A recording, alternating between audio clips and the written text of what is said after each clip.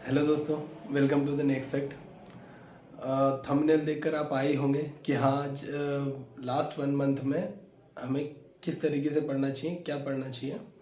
सबसे पहली बात ये दोस्तों याद रखिए कि जो लास्ट 1 मंथ की स्ट्रेटेजी रहती है वो आपकी इंटायर स्टडी साल 6 महीने साल भर जितना भी आप पढ़ रहे हो, जब से भी आप पढ़ रहे हो उससे बिल्कुल डिफरेंट रहेगी। अगर आप उसी तरीके से पढ़ोगे तो प्रॉब्लम जाएगी। अभी आपको ये लास्ट मंथ आपका ये डिसाइड करेगा आपका स्कोर हाई रहेगा या लो रहेगा। सही स्ट्रेटेजी यूज़ नहीं करेंगे तो आपका लो स्कोर उतना अच्छा नहीं रहेगा। बहुत ही मोटिवेटेड लाइन है कि great success requires great efforts. अभी आप जितनी ज़्यादा मेहनत करोगे ये लास्ट के 1 मंथ में आपको लिए उतना ही अच्छा रहेगा। आप जितनी ज़्यादा इस टाइम पे लास्ट मंथ में जितनी अच्छे से मेहनत करोगे, जितनी इफ़ेक्टिव मेहनत करोगे, उतना आपको एग्ज़ाम में साथ देगा। तो मैं आपका ज़्यादा टाइम वेस्ट नहीं करते हुए वीडियो को आगे बढ़ाता हूँ और आपको बताता हूँ कि लास्ट 1 मंथ की स्ट्रेटेजी क्या रहेगी, जो मैं खुद भी फॉलो कर रहा हूँ और आपको भी मैं बताना चाहूँगा कि जिससे आप भी अच्छे से प्रिपेयर करें ये लास्ट 1 मंथ में। क्योंकि ये लास्ट मंथ ही आपका डिसाइडिंग फैक्टर का है कि आपका स्कोर हाई जाएगा या लो होगा।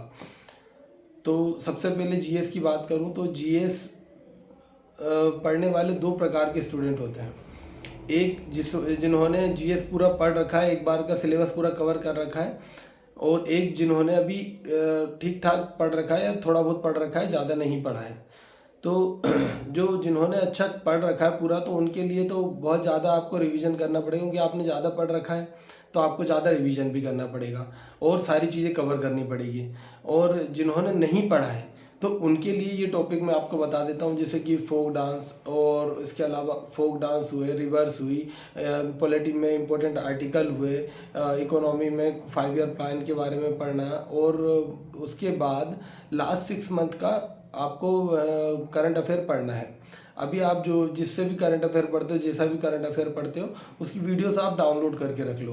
और उनको जो मंथली कंपाइल वाले रहते हैं, स्पेशली जो मंथली कंपाइल करके पढ़ाते हैं, उनका आप है ना वीडियो डाउनलोड करके देख लीजिए और उनको बार बार देखिए, जितना ज़्यादा हो सके बार बार देखिए, जिससे आपका कवर हो जाए। जिन्होंने जीएस बहुत ज़्यादा भी नहीं पढ़ के रखा तो वो कुछ ये टॉपिक और उसके साथ साथ 6 मंथ का करंट अफेयर भी कर लेंगे तो उनका भी काफ़ी हो जाएगा। सेकेंड थिंग कि मैं अभी आपको न्यूज़पेपर पढ़ने के लिए बिल्कुल सजेस्ट नहीं करूँगा, ना ही बताऊँगा। अगर आप पढ़ भी रहे हो, अगर आप शौक के लिए पढ़ते हैं तो वो बात अलग है। बाकी अगर आप न्यूज़पेपर पढ़ रहे हैं तो मुझे नहीं लगता कि अभी वो सही टाइम है न्यूज़पेपर पढ़ने के लिए। आप जितना ज़्यादा हो सके करंट अफेयर रिवीजन कीजिए, और आपने जो टॉपिक पढ़ रखे हैं उन टॉपिक को और रिवाइज़ कीजिए। और जीएस की जितने भी टॉपिक आपने पढ़ के रखे हैं उनको रिवाइज़ कीजिए अच्छे से, और अच्छे से उसको प्रिपेयर कीजिए। ये तो रही बात जीएस की। पर इसमें जो मैंने आपको टॉपिक बताए हैं और जो स्टैटिक के टॉपिक हैं वो आप बिल्कुल याद करके जाइए, डेफिनेटली वो आपको हेल्प करेगा। उसके साथ साथ बात करें इंग्लिश की, तो जिस भी बुक से आप अभी तक इंग्लिश पढ़ते आए हैं, ग्रामर पढ़ते आए हैं, ग्रामर रूल पढ़ते आए हैं, उसी बुक को आप जितना हो सके रिवीजन कीजिए, और जो ग्रामर रूल्स हैं उनको बार बार रिपीट कीजिए और उनके क्विज़ लगाइए। तो ये ज़रूरी है। अभी ये टाइम नहीं है कि आप कुछ नया पढ़ें या फिर न्यूज़पेपर उठा के उससे आरसी इम्प्रूव करने की कोशिश करें। 1 महीने में आरसी इम्प्रूव नहीं होता। तो न्यूज़पेपर ना पढ़ के आप कोशिश कीजिए कि क्विज़ ले लीजिए, उससे आपकी प्रैक्टिस हो जाएगी। और साथ में जो ग्रामर है, ग्रामर आपने जिस भी बुक से पढ़ा है उसी बुक से कंटिन्यू कीजिए, अभी कुछ नया ट्राई मत कीजिए। न किसी आप जो यूट्यूब पे भी और कई जगह जो कोर्स चलते रहते कि 1 मंथ में पूरी इंग्लिश का कोर्स या 1 मंथ में मास्टर बना दें, तो ये सब अभी कुछ नया ट्राई करने का टाइम नहीं है। लास्ट 1 मंथ में आपको जो आपने पढ़ रखा है उसी को आप रिवाइज करेंगे तो वो आपके लिए बहुत ज़्यादा हेल्पफुल रहेगा। कुछ नया पढ़ने की ज़रूरत नहीं है। उसके साथ साथ जो वोकेबलरी है, अगर आपने वोकेबलरी बहुत अच्छे से पढ़ रखी है, जिस भी बुक से पढ़ रखी है, तो उसे पढ़िए। और अगर आपने उतने अच्छे से भी वोकेबलरी प्रिपेयर नहीं की है तो सबसे बेस्ट अभी है कि आप प्रीवियस ईयर के पेपर उठाइए और प्रीवियस ईयर में जितने भी वर्ड्स आए हैं आप उन्हें याद कीजिए। जितने 1 मंथ में जितने भी हो सके आप एक दिन में 30-40, अगर 50 हो सके तो 50 वर्ड कीजिए। 1 मंथ में आपका सफिशिएंट और बहुत अच्छी वोकेबलरी हो जाएगी टाइम टू टाइम रिवीजन करने के बाद। आप जितना ज़्यादा हो सके प्रीवियस ईयर की वोकेबलरी कीजिए। अभी ये लास्ट 1 मंथ में नई वोकेबलरी नई बुक से पढ़ना का कोई सेंस नहीं बनता। अभी आपने जो पढ़ रखी है वोकेबलरी वो और प्लस प्रीवियस ईयर की, आप प्रीवियस ईयर के सेट पेपर खरीद लीजिए या बुक्स खरीद लीजिए। किरण पब्लिकेशन की मैंने आपको पहले भी बुक बताई है, उसमें प्रीवियस ईयर के सेट पेपर आते हैं, आप उन्हें लगाइए और उन्हीं के वर्ड्स आप अच्छे से कीजिए। तो अगर उतना भी कर लेंगे ना तो सफिशिएंट वोकेबलरी अभी हो जाएगी आपके लिए प्रीलिम्स के लिए। नेक्स्ट बात करें हम रीजनिंग की, तो रीजनिंग का अभी आपके लिए सबसे बेस्ट है कि अभी रीजनिंग वैसे अभी सभी को बन जाती है। अभी थोड़ा लेवल थोड़ा टफ हो गया 2020 और 21 के पेपर में, काफ़ी टफ, मतलब पहले के मुकाबले ज़्यादा टफ पेपर आया है। तो आप रीजनिंग में जितने ज़्यादा हो सके क्विज़ लगाइए, क्विज़ टॉपिक वाइज क्विज़ लगाइए। और आप जो रोज़ एसटी देते हैं उसमें जो क्वेश्चन आपसे नहीं बनते उस पर्टिकुलर टॉपिक पे आप फोकस कीजिए और उसके टॉपिक के लगाइए, आप क्विज़ लगाइए। क्विज़ लगा लेंगे सफिशिएंट हो जाएगा। उसके साथ मॉक में अगर सभी क्वेश्चन की प्रैक्टिस हो जाती है तो वो प्रैक्टिस हो जाएगी। इसके अलावा रीजनिंग में आपको करने की ज़रूरत पड़ेगी नहीं।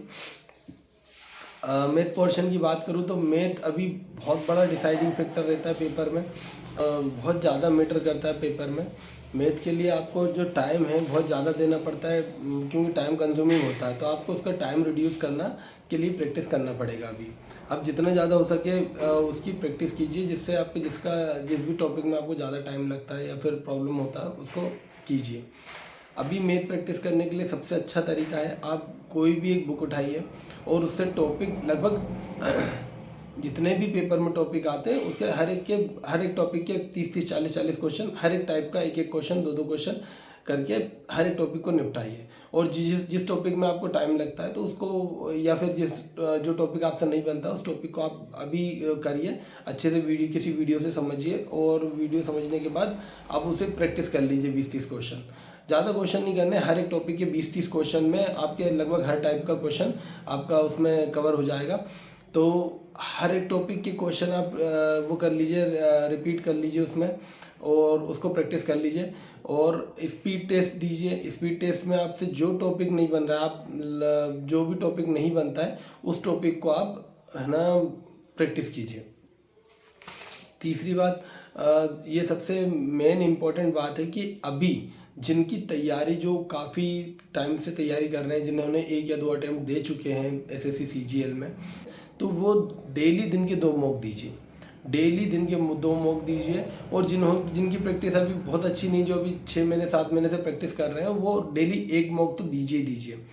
और उसको एनालिसिस के लिए अभी जो लास्ट मंथ में आपका एनालिसिस इस तरीके से करना है कि आप 5 या 10 स्पीड टेस्ट की एक समरी बनाइए। एक समरी बना के उसमें मैथ, रीजनिंग और जीएस और इंग्लिश का जीएस तो नहीं, खैर इंग्लिश, मैथ, रीजनिंग के टॉपिक आप बनाइए और उसमें देखिए कि आपसे किस टॉपिक के क्वेश्चन बार बार हर एक टेस्ट में गलत हो रहे हैं या टाइम ज़्यादा लग रहा है, और उस पर्टिकुलर टॉपिक को आप एनालिसिस करके फिर उसको अच्छे से इम्प्रूव करिए, उस पर वर्क कीजिए, उसके 20-30 क्वेश्चन प्रैक्टिस कीजिए। तो आपका इस तरीके से आप एनालिसिस कीजिए और उसको अच्छे से मॉक दीजिए, मतलब जिस तरीके से मॉक दीजिए और उसका एनालिसिस कीजिए, और जो भी टॉपिक आपको कमज़ोर लगता है उसकी प्रैक्टिस कीजिए, तो वो आपको डेफिनेटली आपका स्कोर इम्प्रूव करेगा।